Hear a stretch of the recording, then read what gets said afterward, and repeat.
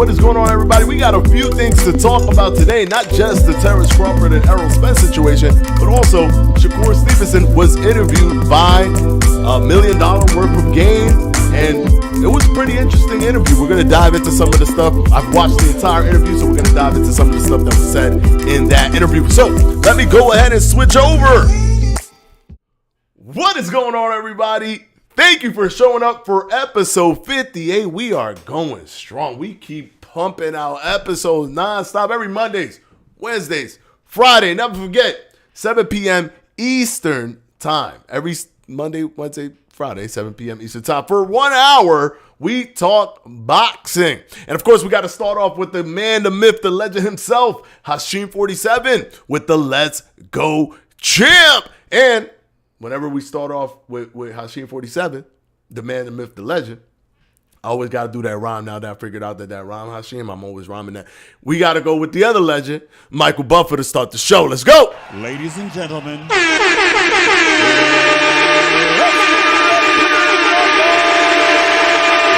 get ready to rumble is right. Let's start this show. Let's talk about some Terence Crawford, Errol Spence drama. It looks like Terence Crawford is ducking. Am I right? Hold on. Let's take a look over here.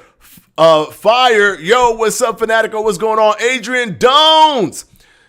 What's up, Fanatico? How you doing, bro? What's up, Hashim? What's going on, brother? It's good to have you here. My man said my ears. Hey, listen, whenever we start the show, you got to put the volume down a little bit lower because we're going to start the show with hype. We're going to have Michael Buffer go off. We're going to have the, you know what I'm saying? We're going to have the, if you got the volume anywhere higher than 80%, you're going to struggle. You're going to struggle on the intro. Love me some salsa water. ASAP TV. We're here. What's going on, brother? Kendrick Woods can't answer that question. Can't talk about Undisputed on this channel. If you want to talk about it or if you want to know any information on it, all the information will be dropped on the Undisputed socials, the YouTube channels, things of that nature. Here we talk about in real life boxing on the Boxing Fanatico Live show. All right, let's see here. David Morales, what's good, everybody? Did y'all catch the fights on ESPN on Friday? Are you talking about the Zepeda fight? Yes, did catch it. Zepeda was a beast. He did his thing. Xander Zayas also did his thing. Xander Zayas is, like I said, he's incredibly young, but he's incredibly talented. So I'm loving that. How you doing, cuz? Good, bro. Good, Yuri. We doing good. All right. Let's go ahead and talk about this Bud Crawford situation. Now, I find it incredibly interesting that the public or social media are calling Crawford a duck for not that he is not duck. Technically, he is doing what the contract allow him to do. The contract only gives him one thing. The contract with the rematch clause only gives him one thing. The money is already decided. The winner gets more. And that percentage is already decided. Winner gets more, whatever. The only thing that he has any control over, because I feel like Terence Crawford doesn't want to fight Errol Spence. I feel like he truly does not want to fight him because he feels like it's a waste of time.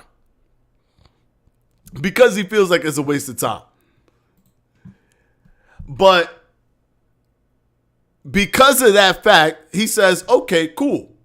Let's fight at 147. And that 147 or 154 choice is up to him. The winner gets more money, the bigger percentage, and the winner gets to choose the weight.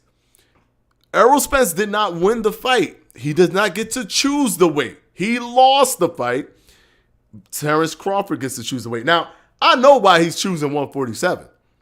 He's more than likely choosing 147 because he doesn't want to fight Errol Spence again. He feels like it's a waste of time. He'd rather move forward instead of staying, doing something that he already did.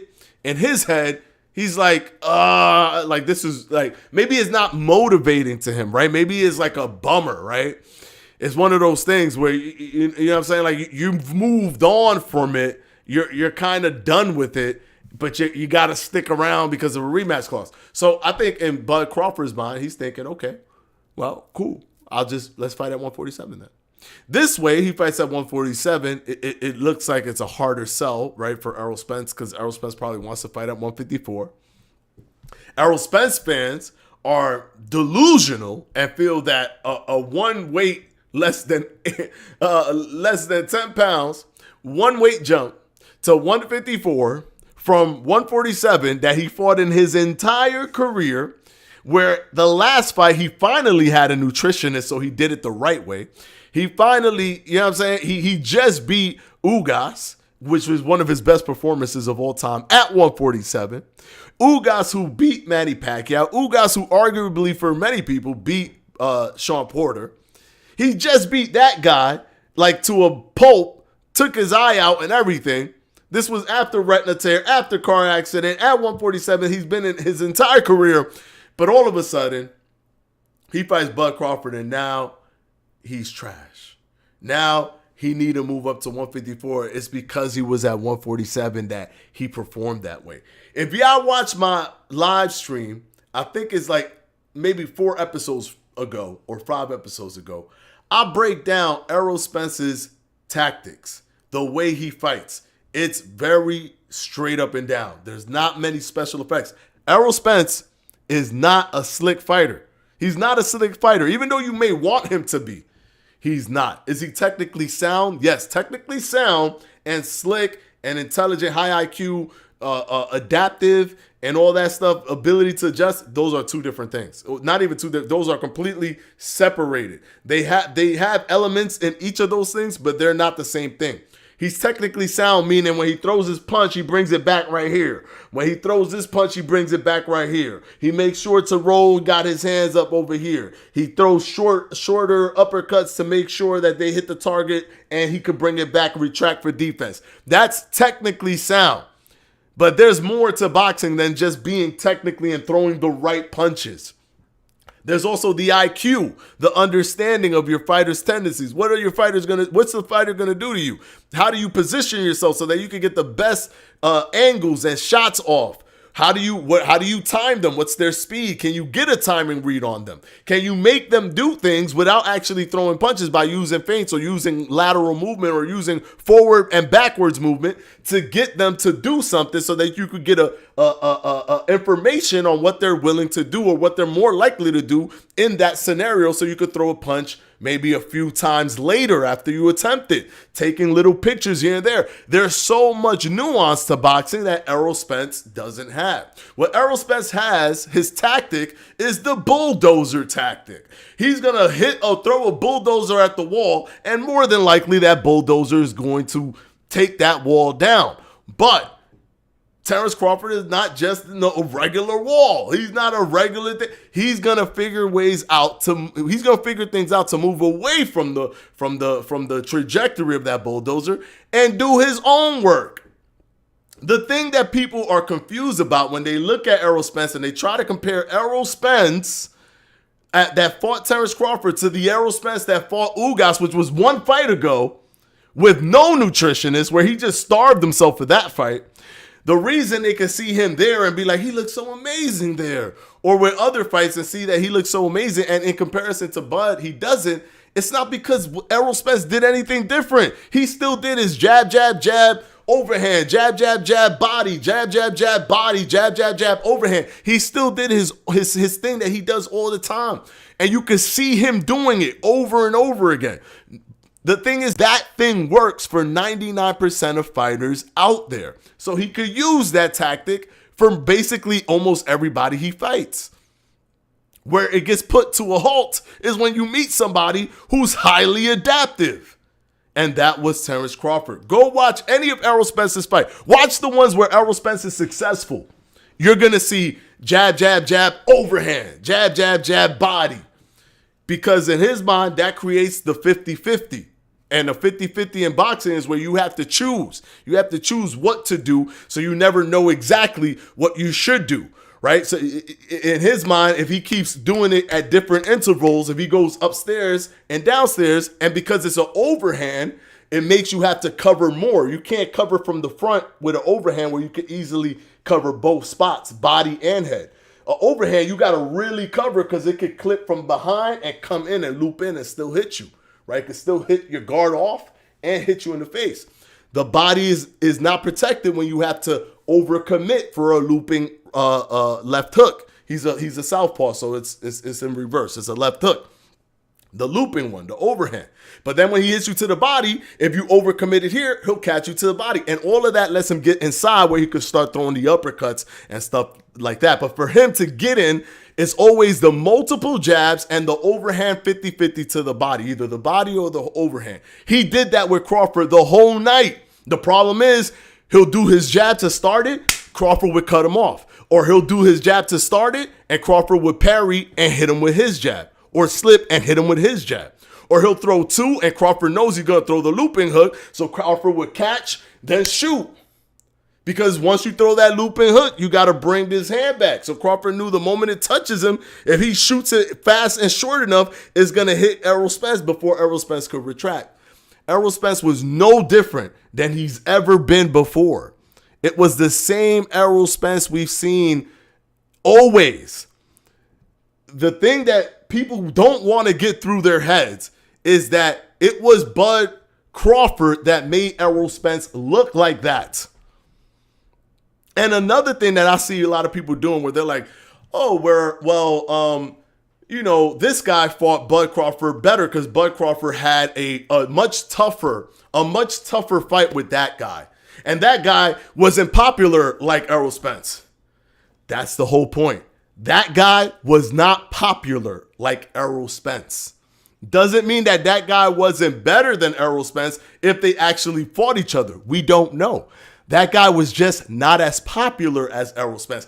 And even if Errol Spence is better than that guy, Errol Spence has a thing that works for him, and this guy has a thing that works for him. It might be harder for Bud to deal with this guy's thing that works for him than what it is for him to deal with Errol Spence's, the way Errol Spence fights.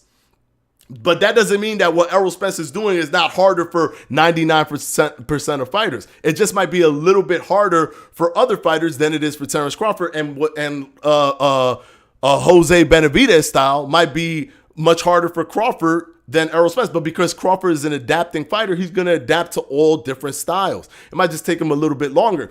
To say that is the same way, if you're going to say that, right? If you're going to use that logical consistency, then you have to sit here and say that Maidana is better than Manny Pacquiao.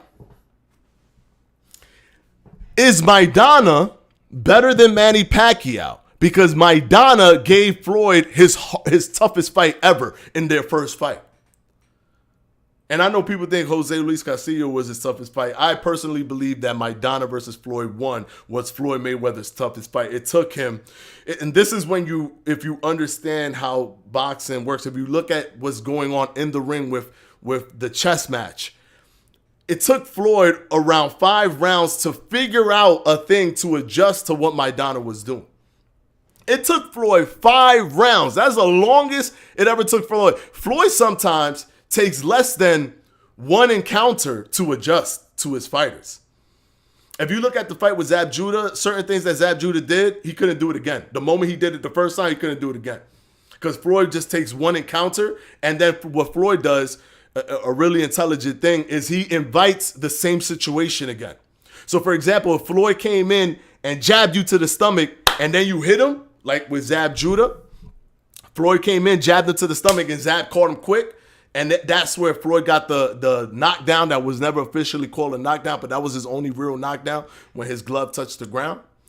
Immediately, Floyd went back to doing that same thing, jab it to the stomach. But this time, he jabbed to the stomach, then rolled and hit and threw a body shot to the stomach. So now, because he jabbed to the stomach, rolled through a body shot to the stomach after Zab Judah went over the top, it makes Zab Judah not want to go over the top anymore. That move is gone. Now you can feel confident going and doing that, because Zab got to figure out what to do when you roll. What does he do when you roll? Well, he got to just block it. Like, he got to figure out a comfortable thing to, do I step back? What do I do? And until you adjust, Floyd don't have to adjust, because now it's your turn. Now the ball's in your court to bring it to a different level and change the scenario up. But if we're going to sit here and say that Errol Spence looked like that because he that was Bud Crawford had a harder fight with Jose Benavidez, then you have to also be logically consistent and say that Maidana is a better fighter than Manny Pacquiao. Maidana's better than Manny Pacquiao. I'm not even like trying to be controversial. That's the logical consistency that you're holding. Just because somebody had a difficult fight with somebody else. But here's the thing. If you put Maidana up against 100 people, he's not going to beat more people than Manny Pacquiao up against 100 people, because Manny Pacquiao's style is very overwhelming for most people. Maidana's style was overwhelming for Floyd Mayweather. Y'all get the difference? That's in the vein of styles making fights. That's in the vein of styles making fights. Y'all can't, this is the thing that I want people to stop doing. Stop black and whiting boxing. Stop black and white in boxing like it's checkers. Like, you be like, oh, he looked like he did better. He looked like he did worse. Therefore, he's better. He's worse. Like, it's so much more under the surface. It's so much more under the surface. It's not black and white. Boxing is not black and white. It is incredibly nuanced. All you need to do to know that Errol Spence was not the different fighter that you think he was is to look at the tactics that he used. Look at the things he was trying to do. Before, no one was able to stop his jab, jab, jab, overhand, because that's actually a really tough 50-50 to deal with, especially with Errol Spence, who has the biggest engine in boxing in terms of the welterweight division. He throws the most punch by far. Like, he averages 30 more punches than all other welterweights. Why do you think he throws so much volume?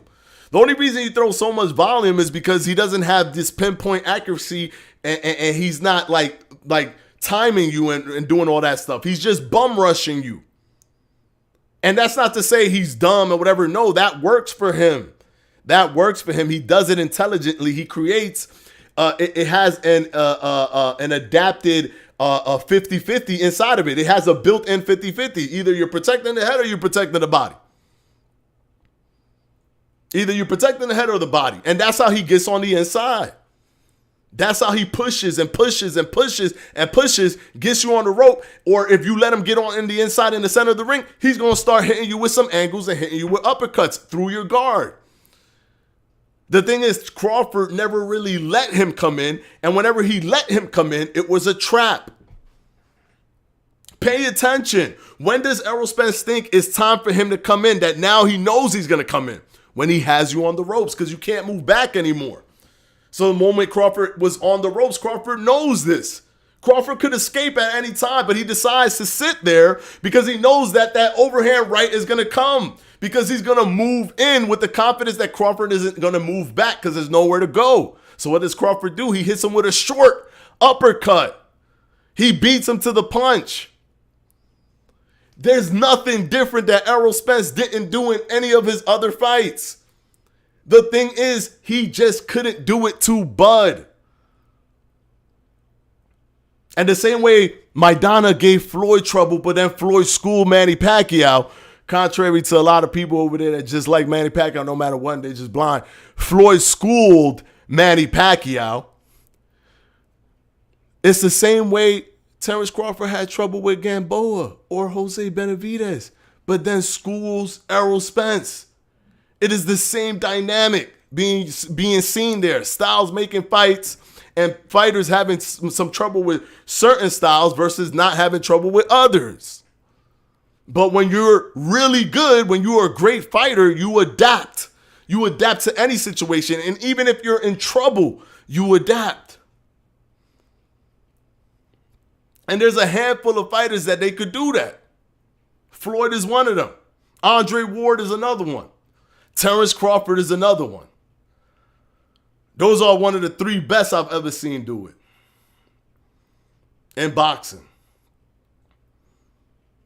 And to me, the ability to adjust is the most important tool that you can have in terms of keeping yourself without a loss. Because you're constantly adjusting. You never give up. If Floyd would have gave up against Maidana in attempting to adjust, any other person would have gave up because it was too many attempts to adjust that weren't working. Maidana was thwarting everything Floyd was doing. And then he started figuring him out. So that's why, to me, the ability to adjust is probably the most powerful thing if you want to remain undefeated. Because contrary to what people like to say about Floyd, he fought the best fighters in the world when he was Money Mayweather. People are like, oh, Money Mayweather, this is for him to be undefeated. No, when he became Money Mayweather, it was for him to make money. For him to make money, people needed to see him lose because he wasn't a knockout fighter. So for people to think he was going to lose, he had to fight the best fighters in the world. For him to beat the best fighters in the world, he had to have the ability to adjust.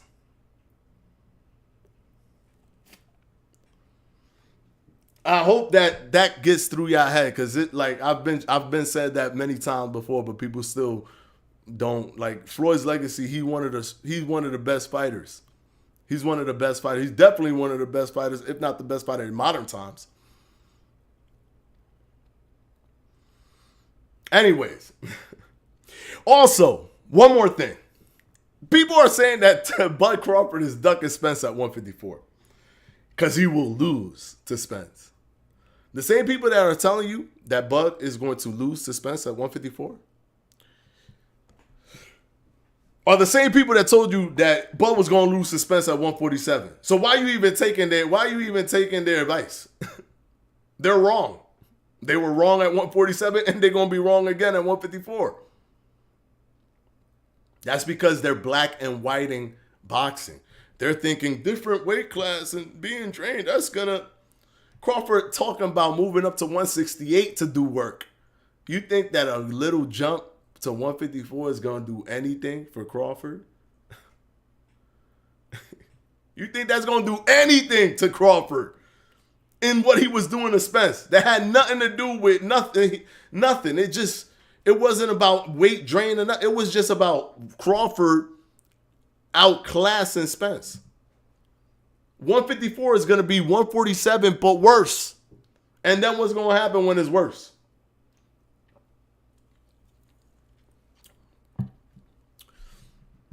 So if they telling you he's ducking 154 because he know he's going to lose at 154, it's the same people that saying, oh, he ducking Spence at 147 because Spence is the best at 147. The same people that's telling you Spence was drained at 147 is the same people that was telling you that Spence is the best at 147. And the logic they used to say Spence was better than Crawford at 147 was that Crawford ain't fight nobody at 147. And they neglected to talk about all his previous fights when he became undisputed below 147. So my question to those guys is this. Who did Spence fight at 154? If that was your barometer to find out if Bud was better than Spence, which you were wrong on, but if we're going to keep using your same logic, who did Spence fight at 154? Nobody, because he's only fought at 147 his entire career. You see what happens when you're just fanboying behind a fighter? All your arguments start to fall apart. All your predictions start to fall apart because you're not predicting by analyzing the fight.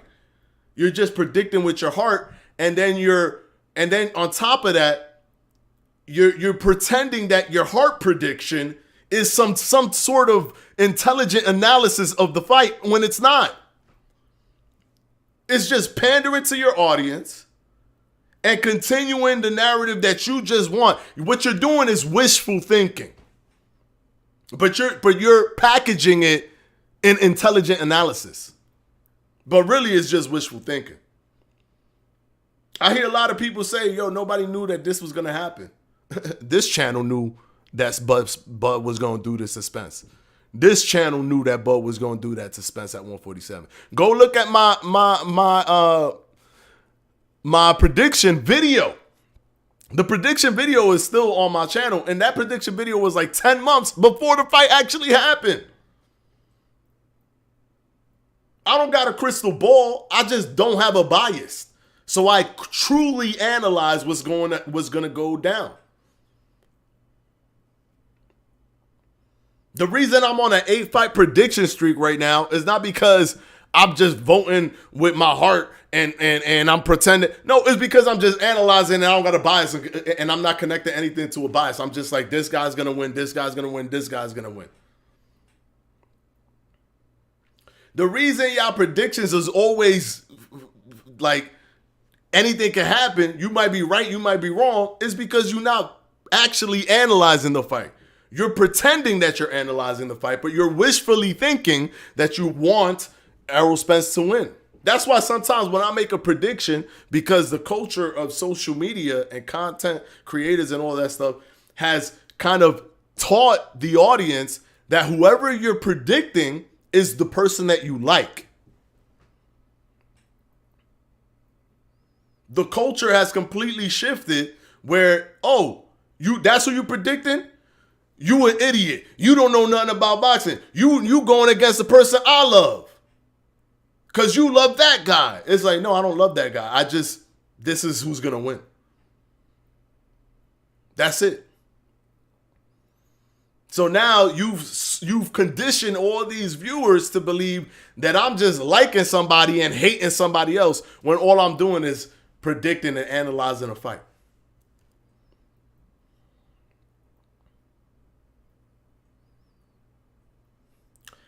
All right, let me go to the chat real quick. Let's see. I got to skip down a little bit. Can't lie. It's funny how they talk all of that about who Bud faced, but he made Errol look the easiest. Yeah, he did. Everybody talking about who has he fought. Whenever all you can use is who has he fought, that means you don't know nothing about boxing.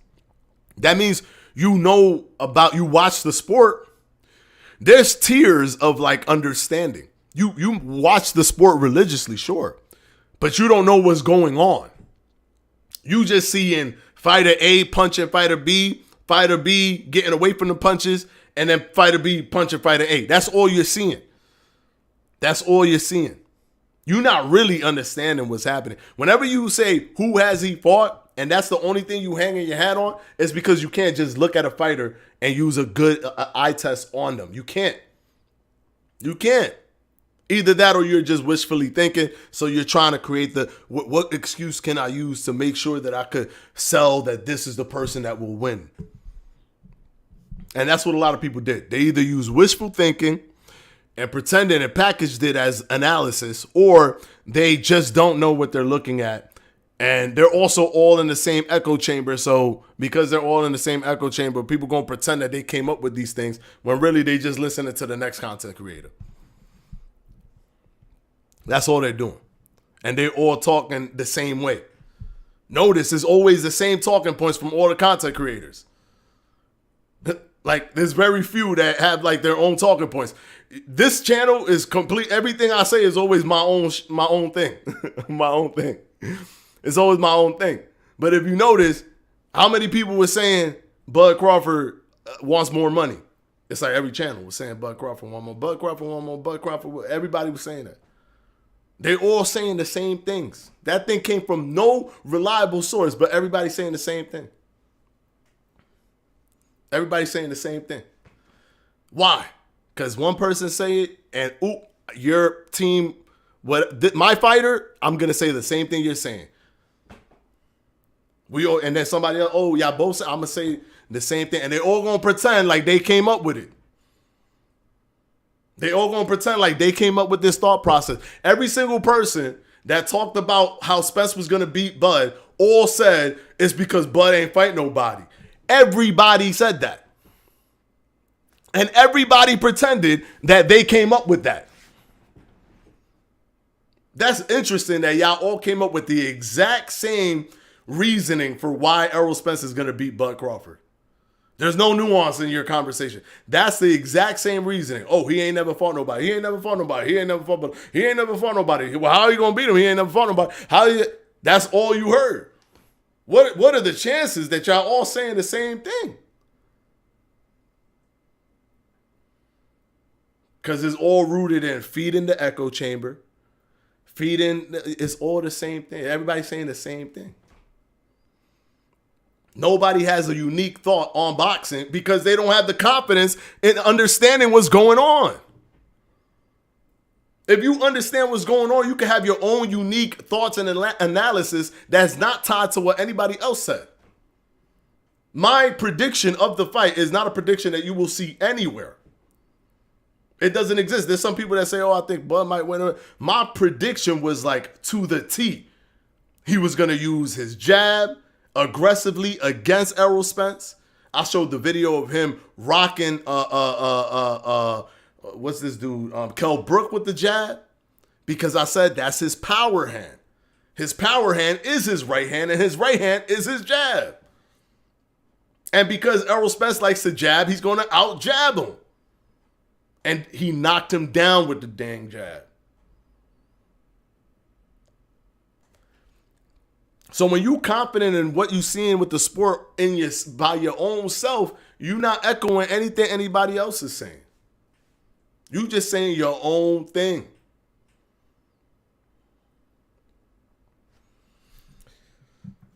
Man, I gotta stop ranting. When I rant, I gotta get to this. Hold on. Unfortunately, the fact that it's never been stopped before is probably why he lost. He had he fought someone that took it away earlier in his career, he would have had a better way to change up. Unfortunately, the fact that it's never been stopped. Oh, you talking about his jab? Yeah, exactly. He may have, but this is the thing. Bud is so good that Bud probably nullified that and prepared for an adapting element from Errol Spence that Errol Spence never had. Because Errol Spence, unfortunately, he's just the one-dimensional. Guys, we got 30 people in here. Hit the like if you haven't, please. Let me give y'all Michael Buffer real quick for the like. Hit the like, please, because this definitely helps the video and people watch this video after the fact. People watch this video after the fact. We get a bunch of views video on demand. Thank you. I'm seeing a lot of likes. Hit the like. If you haven't subscribed, hit that too. That's important because then you get notified when we go live. And hit the share button too. I mean, that's you know what I'm saying? That helps. Hit the share button. We love that as well here. Thank you so much, though. I'm seeing the likes go up. You guys are awesome. Let me hit you with a Michael Buffer one more time. You guys are amazing. Thank you so much.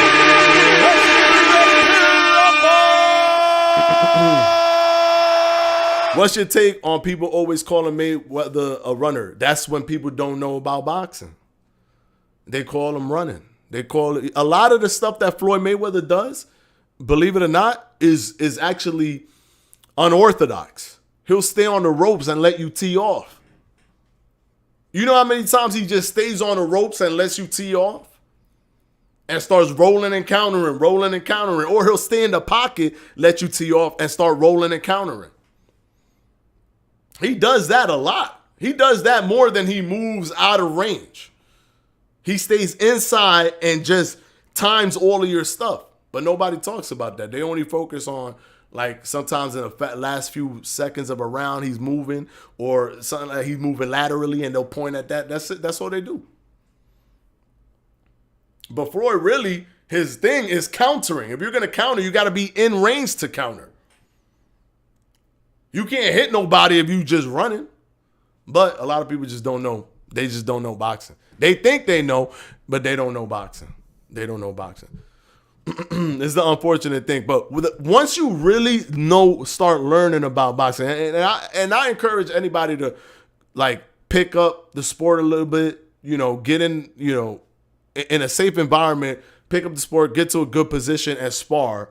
So you can understand, like, different elements, different intricacies of the sport, because you'll start learning as you get hit. You don't want to get hit anymore, and you'll start picking up, like, this experience, and you'll start realizing things that you're doing that's a tell to somebody else.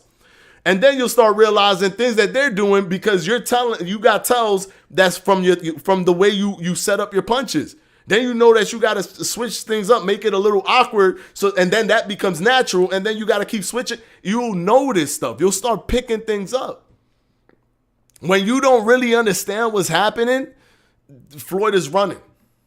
When you understand what's happening, you're like, man, this is crazy. How the heck did he do that and got in position for that and then got that perfectly timed to then set up for this thing? You can see his feet is set up so you can launch that right hand right after he basically was in this guy's mind rent free.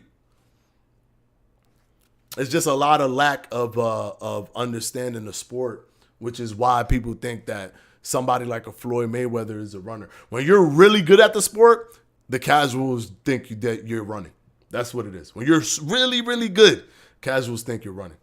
And then it makes people like not run and stay in the pocket and do their work. And people still be like, oh, but you boring because you don't got power. It doesn't matter. Like if you're just not Mike Tyson, people think you're boring.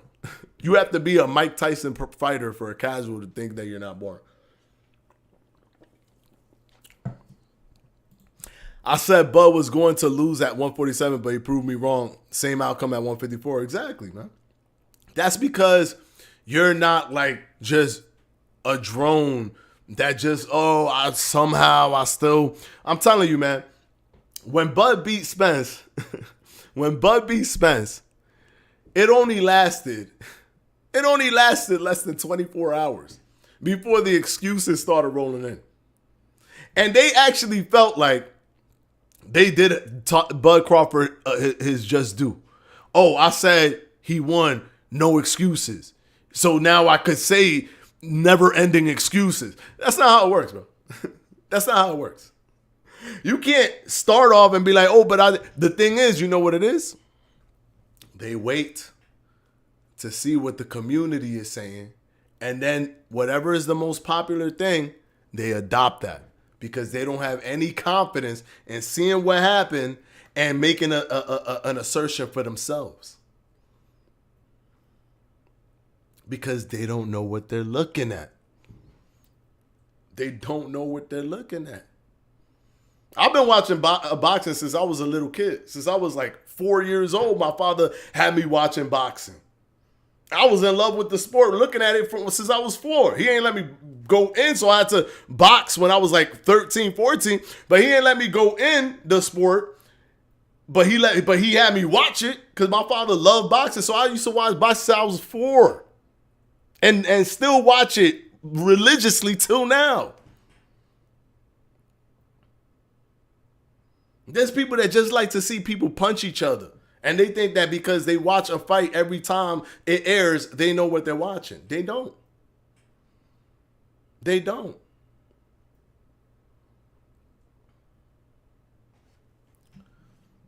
That's why we got to break down the fights here. That's why we break down the fights here. That's why we was talking about the whole Crawford versus Errol Spence, breaking it down, showing you the photos, explaining to you, and then telling you things that you can't unsee after you see them. I told you that he does that jab, jab, jab, overhand, jab, jab, jab, body. And now I bet you if anybody went back and watched it, you could write in the comments here and went back and watched any of Errol Spence's fight. That's what he was doing until he got close. That's all he was doing until he got close. When he got close, he started throwing uppercuts through the guard. If anybody went back to watch Errol Spence, y'all can't unsee that. The jab, jab, overhead, jab, jab, body, or jab, overhead, jab, body. The way he switches up the stuff is not deep. It's just either multiple jabs, one jab, two jabs, or three jabs, body or overhead to the top. That's it. And if y'all haven't went back to watch any Errol Spence fight, go back and just pay attention to what I just said. Just look for that, and you're going to be like, oh my goodness, this dude does it every time. But that goes over anybody's head if they don't understand what they're seeing. You won't know. You just think he landed an overhand. You don't know the setup that came before it. You don't know that he's repeating that sequence over and over and over again. Somebody like Bud Crawford, he gonna sniff that out a mile away.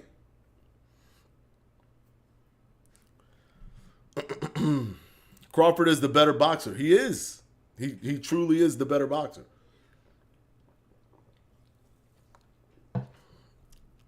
Errol isn't capable of a plan B. He's too old to change things up now. That's the unfortunate truth. That's the unfortunate truth. The unfortunate thing is a boxer at the age of Errol Spence, who's done this throughout his career without much of a fail. He had a few hiccups here and there, right? He had hiccups with Sean Porter, some scares with even Ugas, but he's been doing this throughout his career largely successfully, right? It's almost lucky that there was not a person that was able to adjust to what Errol Spence was doing, because then it would have jeopardized the fight with Terence Crawford. He was able to do this, so he ain't never had a plan B. And we know this because when Crawford took it away from him, he ain't have a plan B. There was no plan B. It was just, okay, well, I'm going to get him one of these times. Like, that's all it was. That was his plan B. He can't do this forever. That was it. And Bud was like, nah, I could do this forever. I'm waiting for you to do something different so that I have to adjust to something different. And Errol Spence struggled. He struggled, and he's going to struggle again. Because even if they watch the fight, this is what people don't understand. It's like they think boxing is black and white. Even if they watch the fight and they go, okay, he knew that you was going to do that, so add something different. Throw the jab, step back, see what he does. Feint the jab, come in. Feint the jab, come in. See what happens. Move in without the jab, using your guard. Get on the inside, start throwing some shots to the body. They're going to come in with something, and then Crawford is going to come in with something new to counter the new thing. And if they didn't prepare an additional thing for that new thing that he did, he's going to be dead in the water again. Because fighters like Crawford and Floyd and Andre Ward, they don't have a thing that they come in there with. They're just going to be reactive to whatever you do. And they're comfortable being uncomfortable. So when Errol Spence is doing all that, he's going to be doing it. It's going to be half-baked because he ain't even comfortable doing it. It's not in his, subconscious. It's not in, the mechanical, just it's going to come out without you thinking kind of. It's not back there. It's in the front of his mind where he's thinking about it. And the more you're thinking about it, the less you're going to do it in a more fluid and high-level way. Meanwhile, Bud Crawford just is fluid. That's his natural way of being. So he's going to be just figuring it out and always feeling comfortable being uncomfortable.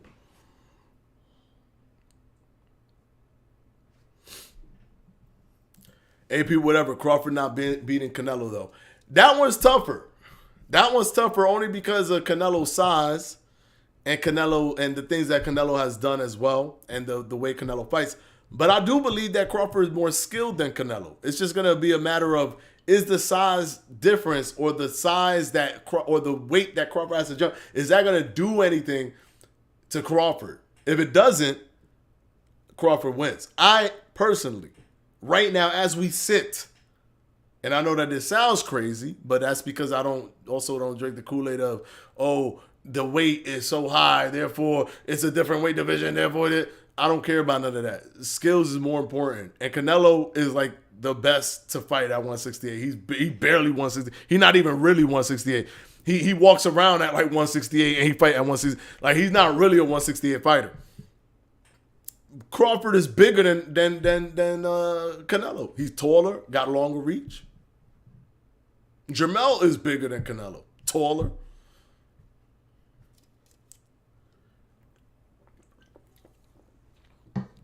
So right now, as we said, I do have Crawford beating Canelo. I also have Canelo beating Jermell. So if Canelo beats Jermell, it'll bring my prediction up to streak to 9. And then we got to see what happens after that. But I do have Canelo beating Jermell. And then Crawford, right now where we stand, I have Crawford beating Canelo if they were to fight, which is very doable because Canelo is in the PBC. Crawford is working with PBC. Crawford had an amazing PBC experience. He's probably going to just fight. He's not going to have no problem. Andy, whoever says that doesn't know anything about boxing, yeah. I got money Crawford would beat Canelo. He would give him the same whooping Floyd gave him, but worse. I think Crawford is a little bit more devastating than Floyd. While Floyd would tag you with his shots, Floyd had brittle hands.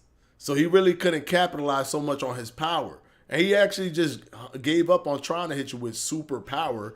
He just focused more on hitting you with good flush shots that he could get out of the way from easier.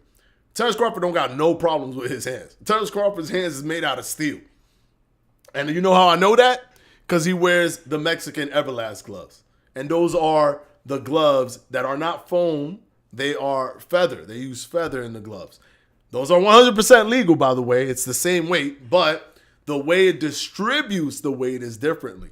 So it's different. So the knuckle gets more exposed through a Mexican Everlast glove. And it's not like, oh, that's unfair. That's unfair. No, it isn't. Anybody can fight with the Mexican Everlast gloves. The reason some boxers choose not to use it is because some people prioritize protecting their hands over having more solid power hits. And because if you're gifted with hands of steel, you're going to focus on using your fist to hit harder. When I saw Bud deadlift 405 plus pounds, I knew without a shadow of a doubt he'd be far more stronger than Spence. I told everyone Spence would get pushed back by Bud because dude is strong. He's strong, man. It's not that he knows how to distribute his weight and power because he used to do wrestling. He was doing the collegiate type wrestling. He was a wrestler, so it's just a lot of stuff that come in. It's like unfair. It's unfair. It's fair, but it's unfair.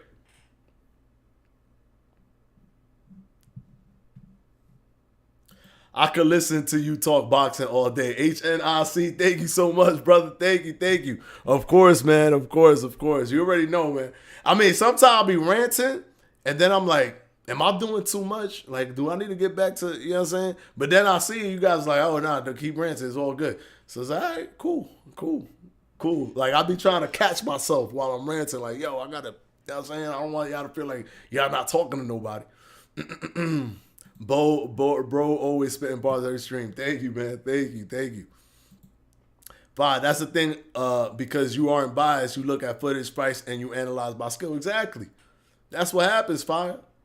The reason I'm on an 8-fight prediction streak is because I'm not like, oh, I want this guy to win, therefore I'm going to pretend that he has the goods. Crawford ain't fight nobody, and da-da-da. No, I'm not doing none of that. I'm just like, oh, let me see. Damn, Errol Spence is kind of one-dimensional. He's a volume puncher, so he's just constant, okay, never end the engine, all right. And then Crawford, damn, look at Crawford. He dealt with that, and he figured that out. Okay, cool. He's doing a lot of different things. Good angles, good movement. Wow, good lateral movement, good switching. Oh, he could create leverage from a very short distance with his punches. This is really intelligent stuff because that takes a lot of time to understand where the fight is going to be. And then I know, like, okay, this guy got way more tools than this guy. I don't care if he fought people and he hasn't. This guy got way more tools than that guy. And all you got to do whenever they give you these logical things that you think is logical, just align it with some other situation because we have over 100 years of boxing history. All right. And somebody tells you that ain't Errol Spence, that Errol Spence could have lost to anybody. That Errol Spence is not better than Gamboa, because that Errol Spence, Gamboa gave Crawford more trouble. Okay, cool. So by that logic, Maidana better than Manny Pacquiao. By that logic, Maidana better than Canelo Alvarez. By that logic, Maidana better than Miguel Cotto. By that logic, Miguel Cotto better than Manny Pacquiao. And then Miguel Cotto better than Canelo, even though Canelo beat Miguel Cotto. Don't worry about that. Miguel Cotto's better than Manny Pacquiao because Miguel Cotto gave Miguel Cotto's better than Canelo because Miguel Cotto gave Floyd Mayweather more trouble than Canelo gave Floyd Mayweather, right? So it's like we have like 100 years of boxing history to compare and contrast. To show that if you just go by logic of fighter this beat that guy, this was a harder fight than that, and you don't actually have the ability to analyze a fight, you're gonna be chasing your tail your entire life analyzing boxing. You're gonna be not knowing why your predictions were wrong. And it's not to say that I'm not gonna get predictions wrong. I can get predictions wrong. That's very possible because it's a blunt force trauma sport. Anything can happen in the sport. You get hit, clipped, and it's a wrap. Anything can happen. But for the most part, like you can look at my channel. My first ever prediction was in 2016. My first video, or my second video, was a 1-minute prediction where I predicted Kovalev versus Andre Ward to a T. I said Kovalev was going to hit Andre Ward with something super hard in the beginning, and Andre Ward is going to have to adjust. If y'all don't believe me, go back to my video, my second video ever. Y'all can do that right now if y'all want. Keep the live stream open though. Open a different tab. You know what I'm saying? Open a different tab. It's only a 1-minute video, and look, you can look at the timestamp of that video when that video came out. And I don't just say this guy gonna win. I said exactly what was gonna happen. In 1 minute. In 1 minute. And my channel is all the predictions that I've put on my channel, other than I think the Lomachenko versus Devin Haney prediction and the Ryan Garcia versus Tank prediction.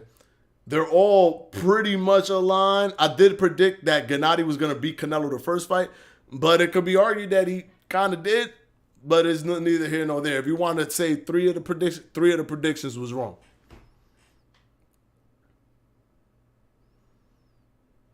Three of the predictions was wrong.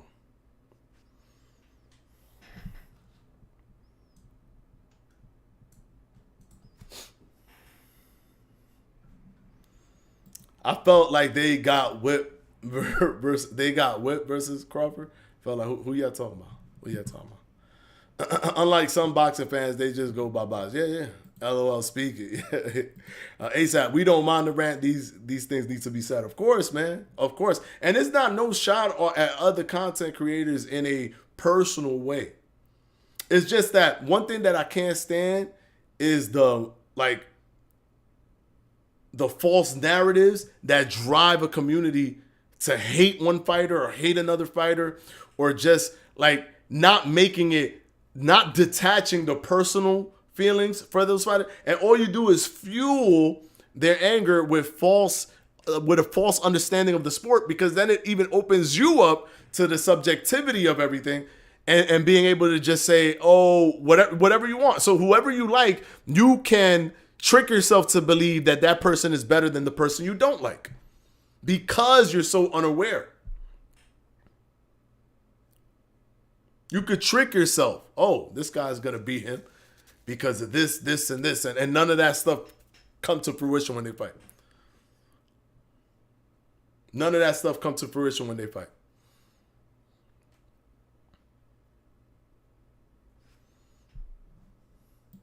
I think a lot of boxing fans really underestimate Crawford's strength. I see him bullying Canelo. Yo, Crawford is taller and longer than Canelo. That's going to be a problem for Canelo. And Canelo's really good with head movement. Canelo's really good with misdirection. But he struggles with his feet. If you struggle with your feet, that means Crawford could run circles around you. But Canelo's kind of like a living legend, right? He's a living legend. And not so much because he has good skill, right? He has good intelligence. He has good boxing IQ and stuff like that. But because the fighters that give him the most problems is not normally the fighters that he fights, he ends up winning those fights because they fall into what he likes to do, which is come forward and let's just battle it out. And I'm going to out battle you out because I got tools to work within this system. And if people think that Jermell is going to do that, he's not. Because Jermell is not a slick fighter. Jermell's not a slick fighter. He's just not. He's a come forward fighter. He's going to come forward. He's going to attack. He's really smart at how he comes forward, but he's not a slick fighter. That's not the things that give Canelo problems. Canelo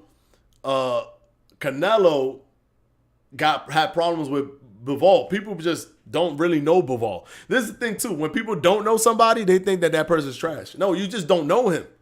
But if you look at CompuBox numbers, Bivol is one of the least hit fighters in boxing. He has the highest plus minus in boxing today. But you don't know who he is. He's a skilled boxer. You don't got to know his name. He just hasn't had good marketing. He's a skilled boxer. That's another thing. Fame also makes people think that people are better than what they are. Tank is famous. To me, he not better than Lomachenko. He's not better than Shakur Stevenson. He's not better than Devin Haney. He's famous, though. But he's not famous because he's better. He's famous because he knocks people out.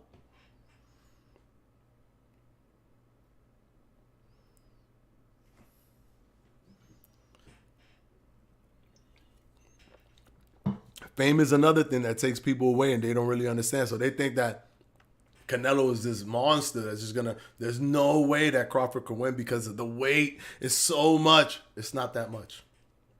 It's not that much. It's not that big of a deal.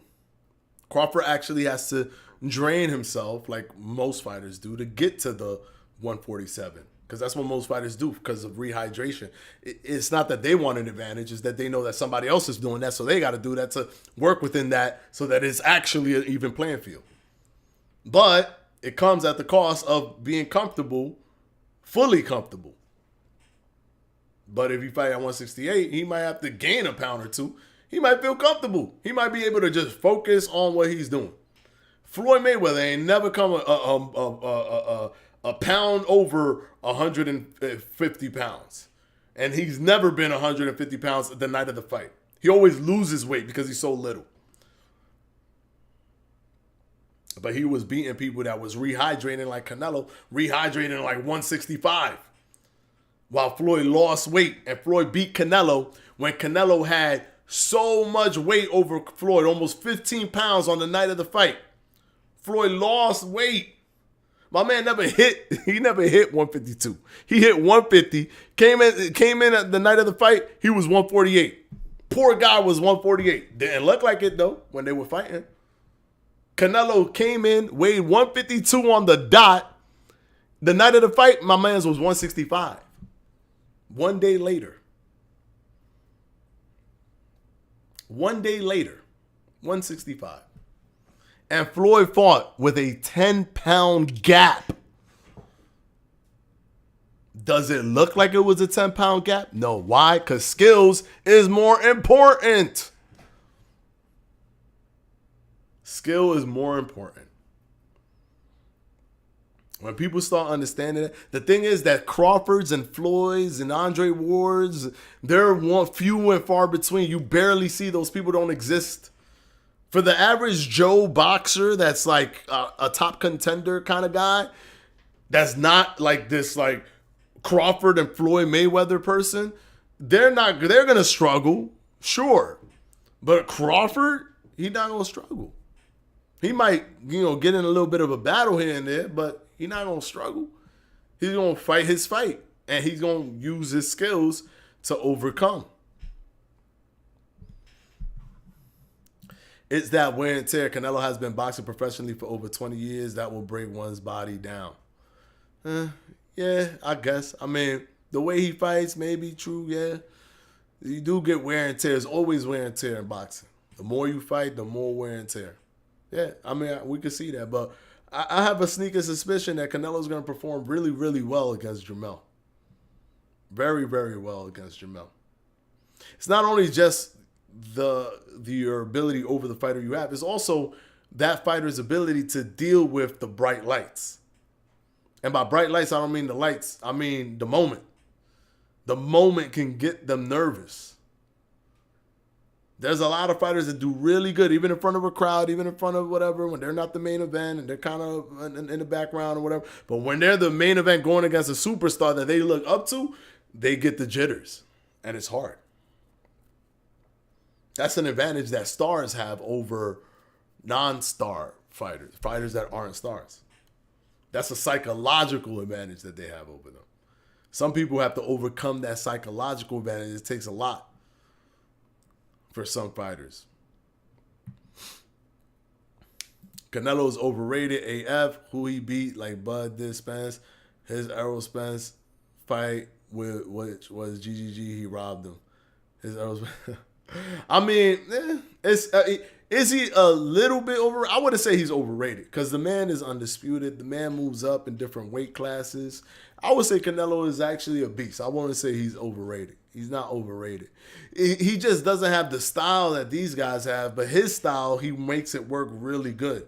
And it works within the realm of using his IQ and his experience for what a fighter is more likely going to do, what are they going to react to. Also, he does that in an intelligent way using head movement, being right in range and moving slightly just to get you to overcommit at some degree, and then he'll start putting on his attack. That's kind of the way Canelo is.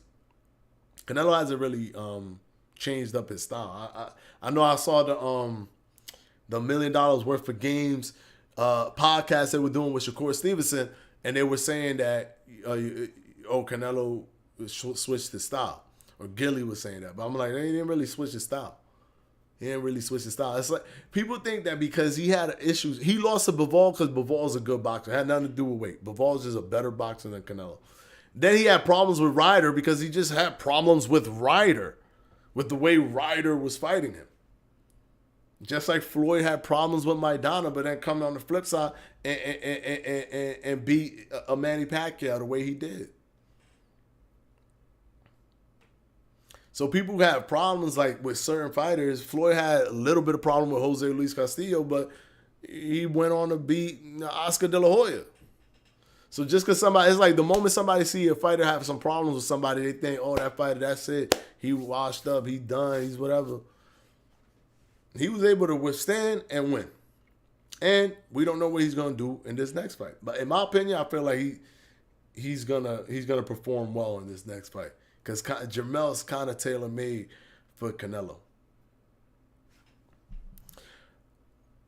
All right, I think we're going to go ahead and end the live stream here. I just noticed we went past about 2 minutes. We're going to go ahead and end the live stream here. Thank you so much, guys. Please hit the like on your way out. It helps the channel tremendously if you get to hit the likes on the way out. Every Mondays, don't forget, every Wednesdays, every Fridays, 7 p.m. Eastern time to 8 p.m. Eastern time, we go live here on Boxing Fanatico. The next live will be obviously episode 59. We're going to, of course, we take what's going on in boxing. We pick the thing that makes the most sense to talk about primarily, but we're always open to talk about whatever you guys want to talk about in the world of boxing. I'm super open to talking about stuff. I wanted to get a little bit more into the Shakur Stevenson podcast and what he was talking about when it came to Frank Martin. He confirmed that the 8 million was not a true number, as we said in our video, because people see, you know what I'm saying? When you bias, when you just hate somebody, when you just like somebody else, you're just going to take a thing and make it whatever you want it to be so that you could be like, yo, you was offered 8 million. Like, if you actually did math on it, that would mean that Devin Haney was going to be making like 32 million. That's too much money. Like, come on, just use regular math, like a real understanding of what was going on. But people don't do that anymore. It's just, I don't care about what the math would say if I actually did the math and the calculations on 8%, on 25%. What I'm going to do is I'm going to say 8 million. And then when it's convenient to me, I'm going to say 25%. Like when they look at what he did with Frank Martin. Oh, 25%. You offered him 25%. Devin Haney offered you 25%. But we don't know the dynamics. Devin Haney's 25% could, in terms of the entire pot, could be way less for Shakur Stevenson. And he said it was less than the last 3 fights that he had, where he made more money fighting Yoshino. You gonna tell him that he's gonna fight you? That's a way bigger fight than fighting Yoshino, but he gonna make less money fighting you on the 25%. The 25% on the flip side for Frank Martin was $1 million, when the most he ever made was $250,000. Those are 2 different things, but because it's convenient, everybody don't talk about the stuff, the inner thing. Let's just say 25% and 25%, just keep it at that. And also, Frank Martin had an out. He had the mandatory, the purse bid that he canceled. Him and his team, whoever, canceled it. Why cancel it if you had that and that would have gave you at least minimum 30%? And on the flip side with Shakur Stevenson actually enacted the mandatory. It's the reverse. One literally just went away from the whole thing. The other went towards it. But everybody just focuses on the fact that he was saying, nah, 25% too low. Let's do a different number. And, I'm not getting callbacks or whatever. Let's enact the mandatory. Shakur was trying to fight Devin. Frank was not trying to fight Shakur. That's the difference. Because they didn't move like that. Frank didn't move like he was trying to fight Shakur. If you didn't like the 25% and that was the reason, then you let the purse bid happen. The purse bid would allow you to get 30%, and then 10% of the goes to the winner. So you get on top of that. If you would have beaten him, you get the 10% on top. So, anyways, we're going to go ahead and end it right here. Remember, Mondays, Wednesdays, Fridays, 7 p.m. Eastern Time, 8 p.m. Eastern Time. Until the next one, guys. Peace out. Thank you. Thank you so much. This was a fun one. It was a rant, but it was a fun one. Peace out, guys.